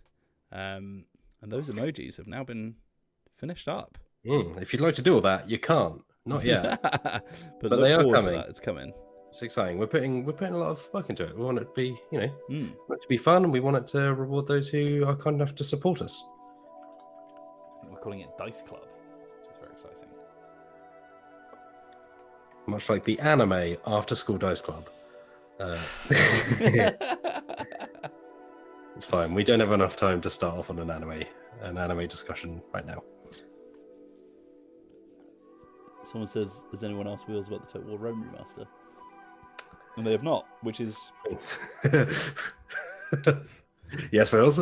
Well, it's interesting, because they were already working on it when I left, but I never actually saw it. And I thought they were going to do a remaster, not just like, you can play in 1080p now. You know what I mean? But, oh well. It's worth noting that for those who don't know, Wheels used to work at Creative Assembly, which is where the developer of the Total War series. Which is weird, because I visited the Creative Assembly offices at one point. Oh, really? I have no idea if we ever crossed over. When was it? So my time in video games was up to 2016. So it was like 20. Oh no, that was way before I worked there, I think. Oh, okay. Because I was. Oh, was it? No, yeah. No. No, yeah. I think I started like 2017, maybe. Okay, yeah. I was deep in the board games by that point. I spent 3 years at CA, or well, between 2 and 3 years at CA before I joined Dicebreaker. So I think. So that would have been 2016ish. Yeah, 2016 at the earliest. Oh, there we go. I'm quite happy with that wash. That's brought out the It's brought out the what? It's brought out that factor, the what factor. Oh, there we go. That's in focus. Nice. But you can see the flowers are a lot better now. Yeah. That's worked out just details. Are they actual raised details on the miniature? They are debossed, so they go down, and the rest of the kimono comes up. You know what? I'm happy with this than I expected to be. Like I honestly wasn't sure going into it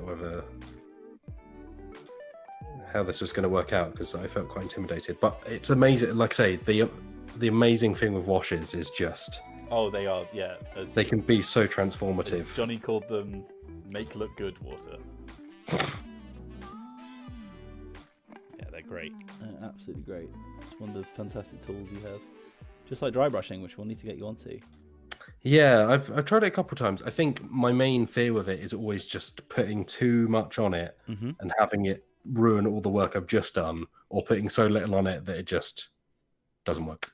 Well, I mean, you start with the little, because if it doesn't do anything, then, there's no harm done, right? And then you just keep,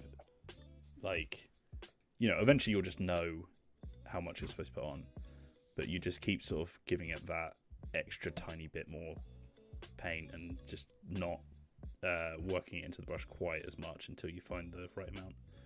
But you could just get like a little burner model that you don't care about and try it out on with some third. I care about every model equally. Oh, Matt. Sweet boy. I'm quite happy with that though, for a couple of hours work, or just under a couple of hours work. It's looking lovely, mate. That's close enough for me. With this one, I actually went over and I highlighted again, which I might do with this one at some point. Just again, because like as soon as you wash it, it mutes all of the colors quite drastically. But I think it's worked nicely to bring out the detail. There we go. I've only got all my golds are very bright, which doesn't really suit this guy's aesthetic that I've given him. I might get the. I've got my favorite Warhammer paint, favorite shade. It literally looks like molten gold. It's called Gehenna's Gold. It's real separated. So I'm going to have to give it a proper shake.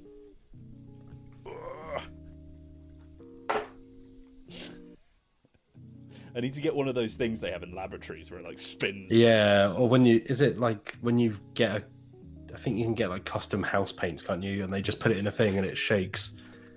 Oh god. Yeah. I'm pretty sure I've watched a YouTube video where someone put a can of Coke or something in one of those shaky machines just for the kicks, I guess, because it's YouTube. Just to feel something. Yeah.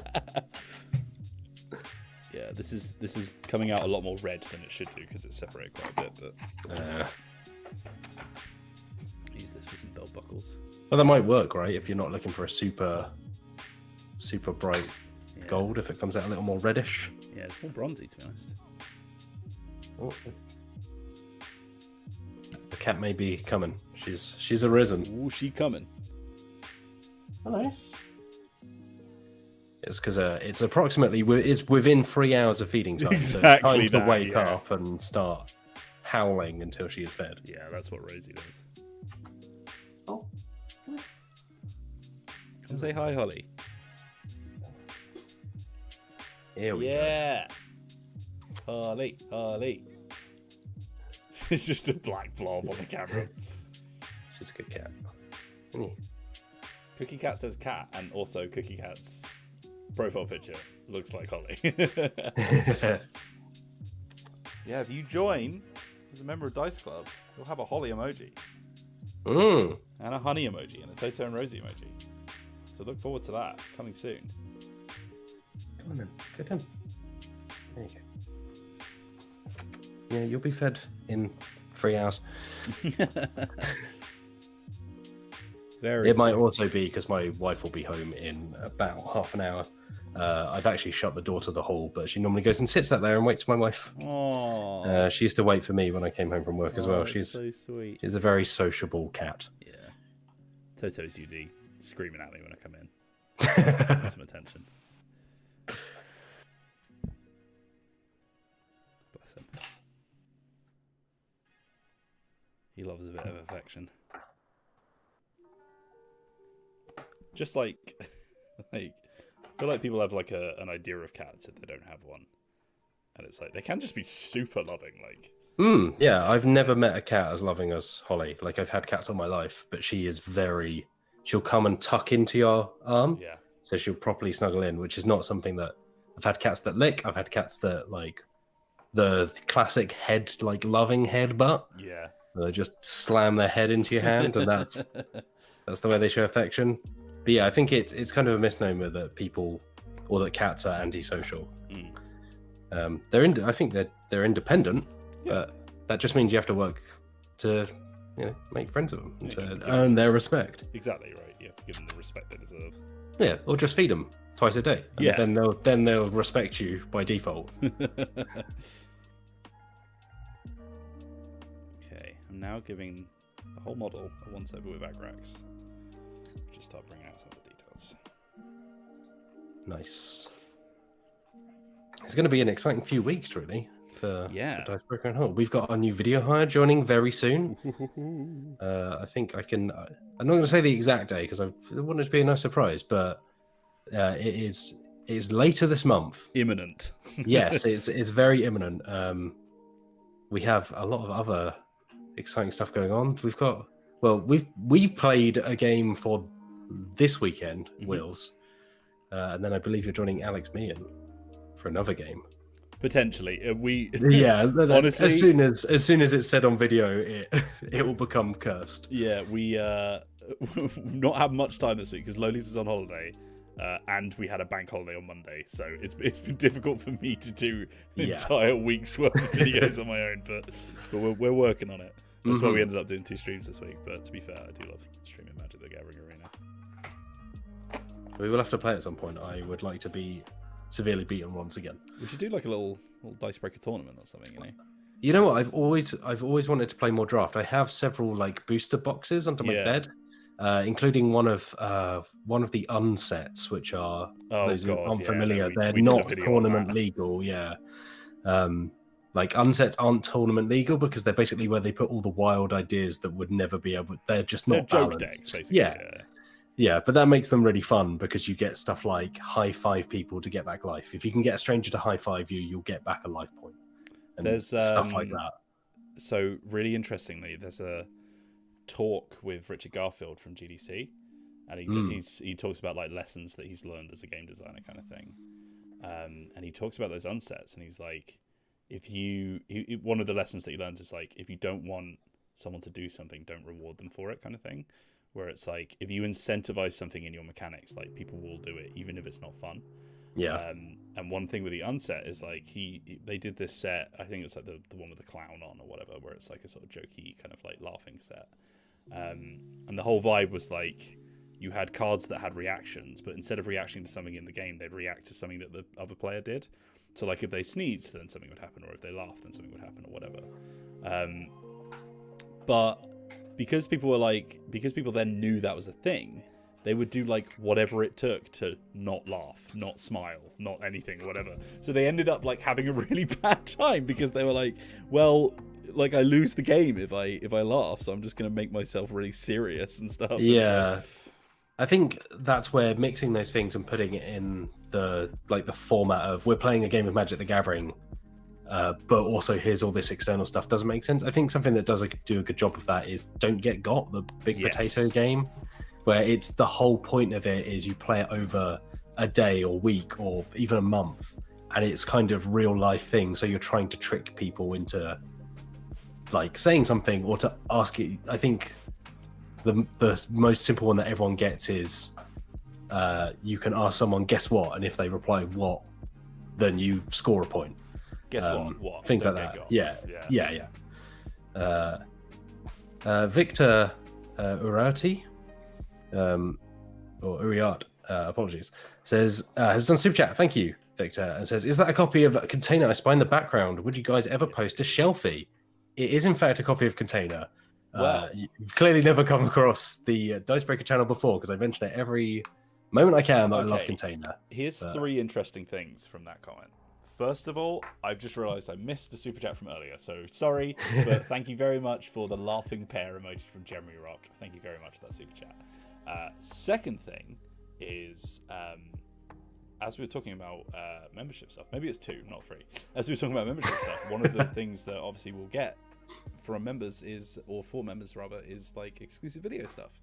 So we were thinking about doing like a sort of like a tour through our favorite games as like a thing to sort of like be an exclusive little series for those of us who join us as members here on YouTube.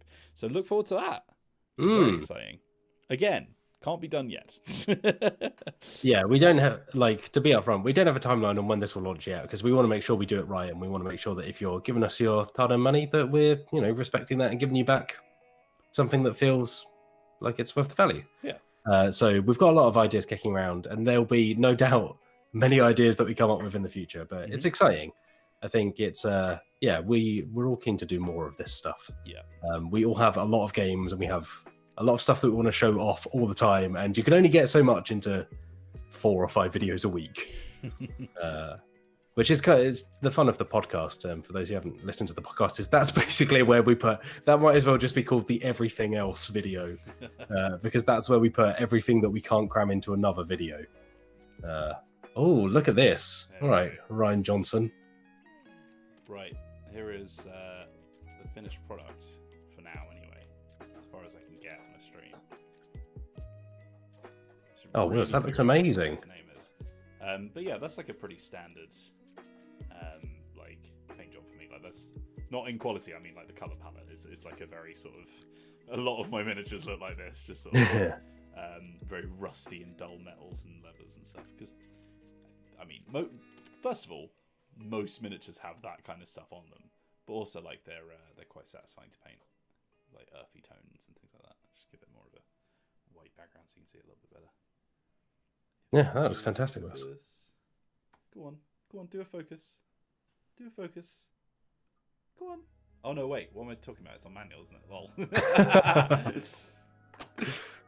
Very nice. Yeah. Show us what you got, Matt. Well, mine is the same as I last showed you, because I've just been chatting. But I don't have a fancy handycam, but that way around. Beautiful. But I'm happy with that. That is, you know, that's a solid paint job by my current level of skill. The flowers look really nice, man. I really like them.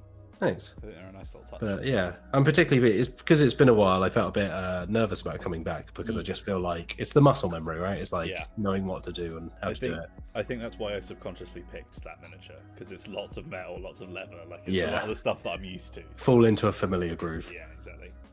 But there we go.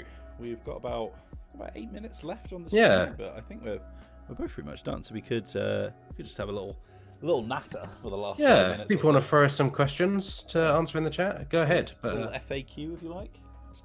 Otherwise we'll just continue to natter on. I'll tell you what, Wills, because we've been chatting about quite a few films. I watched The Mitchells versus the Machines over the weekend. I've seen a lot of people talk about this. It's very funny. Yeah.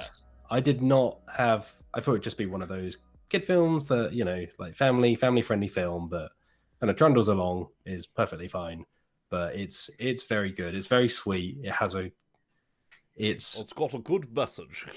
Well, I think one of the interesting things about it is it's like it's a familiar kind of, is technology bad? Kids are on phones nowadays, but it's not preachy about, oh, well, kids should go outside and put down phones. It actually balances the idea of technology can be amazing for creativity and the ability to just film things and make things and contact people wherever you are, but also, you know, sometimes you need a balance of getting away from it and having these other things, and it judges that really well. It doesn't come across as too pitchy, too preachy.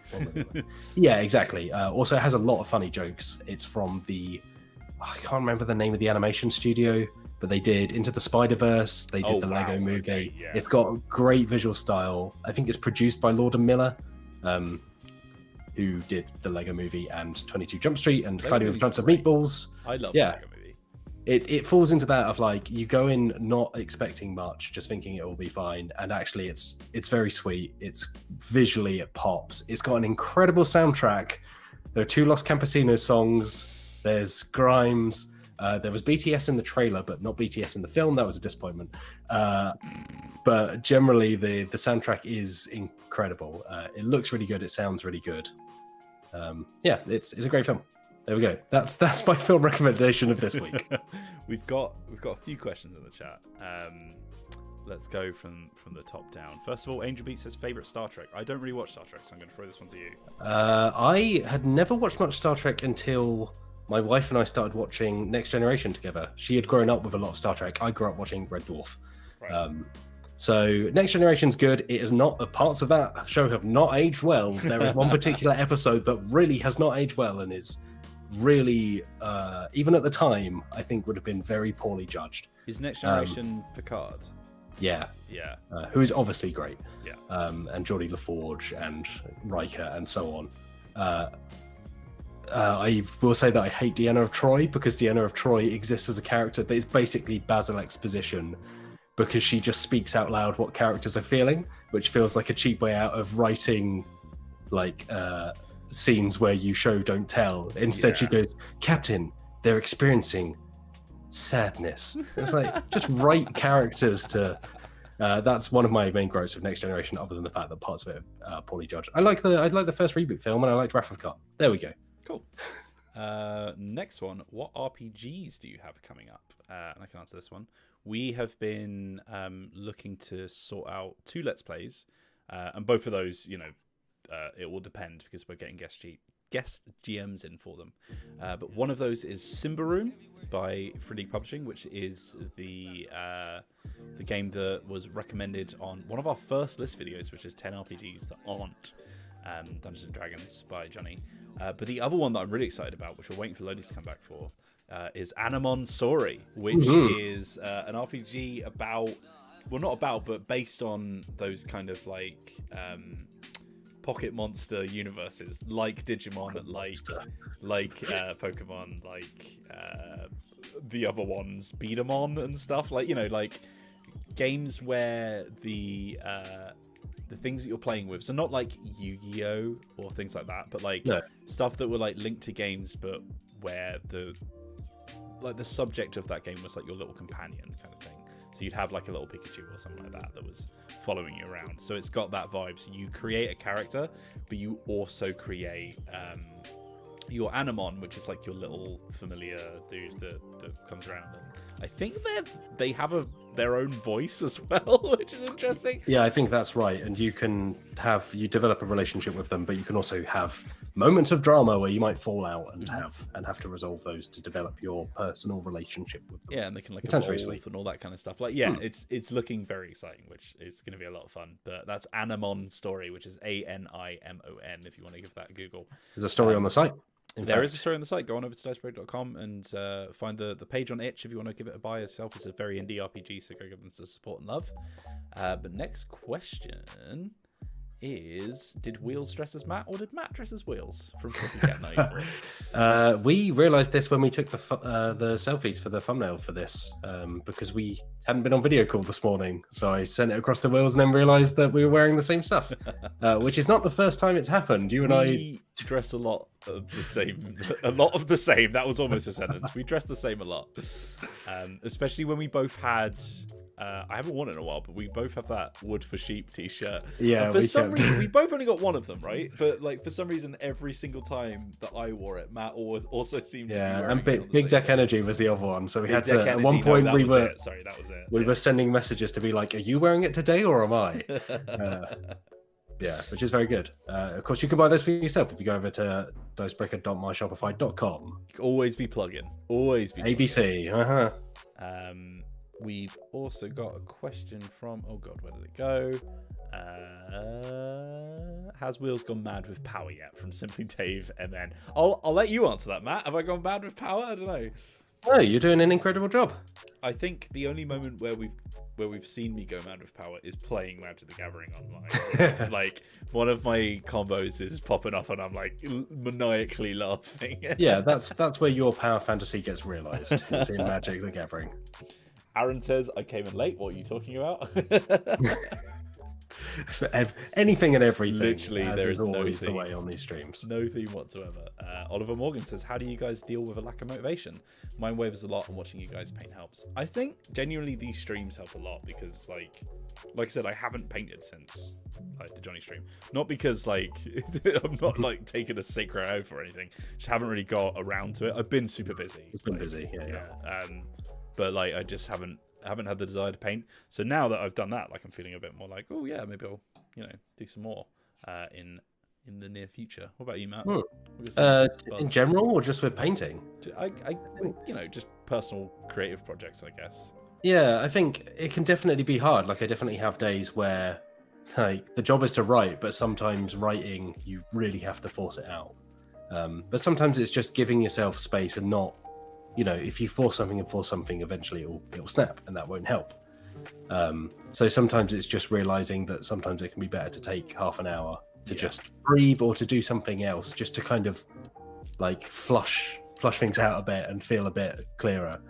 But yeah, sometimes our jobs are putting ourselves on the internet, and sometimes that can be really hard. Like I have had many moments where I struggle with feeling that I'm good enough, or imposter syndrome, or coming out of a stream and being like, I wasn't funny enough, or I wasn't interesting enough, or all of these kinds of things. I think it's all related, right? It's like that can sometimes make this job harder because our job is to be fun and engaging and to make people feel, But I don't think we force it or fake it at any point. No, I think that's like, correct us if you disagree, chat. But I think we try to be quite genuine with our.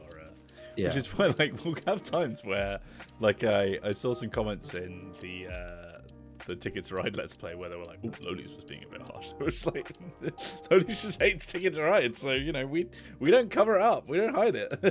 Yeah, it's fine. But I think with motivation, just kind of allow yourself to feel those ways. Like, no one can be 100% all the time. It's fine to have a day or a couple of days or a week or a month or however long you need to operate at 50%. Or to operate at 25% or 75% or whatever it may be. Just don't feel like you're letting anyone down, or like you feel like you're letting yourself down. Just give yourself that room to breathe, and you'll come back like much better for it. Yeah. Thank you very much, everyone, for watching. And thank you to Shadewolf for that last-minute super chat there, saying, yo, we're very entertaining. New sub here. Thank you very much for subscribing. If you're watching thanks for joining us. And you haven't subbed yet, please hit the subscribe button, give the video a like, click the bell icon to get notified when we put a new video live, all of that good stuff. It massively helps. Obviously, this is our jobs. So, it'd be good if they weren't. Please keep us employed. Yeah, please keep us employed. But yeah, like if you enjoy this, then there's loads more stuff here on Dicebreaker, whether that's on youtube.com/Dicebreaker, which is the channel you're watching right now, where we've got fantastic Let's Plays and reviews and lists of great games that you should try out. Or if you go on over to Dicebreaker.com, where you'll see more of Matt writing loads of articles with all the fantastic team that we work with, of op-eds and interviews and all kinds of stuff that you won't find on the YouTube channel, as well as all of those fantastic things like reviews and lists and guides as well. Very, very, very good stuff on that website. There are website. But if you want to support the channel even further, as I said, memberships are on the way. But until then, you can head on over to dicebreaker.myshopify.com to get some exclusive merch. All the proceeds of which go to helping us retain our employment. You too can clash with wills. We're gonna have to get a very complicated email chain going to make sure we're not all wearing the same shirt. But thank you very much for watching. We'll see you on the next episode of Dicebreaker, which apparently is now a series. And until then, have a lovely day. Goodbye, everybody. Bye-bye.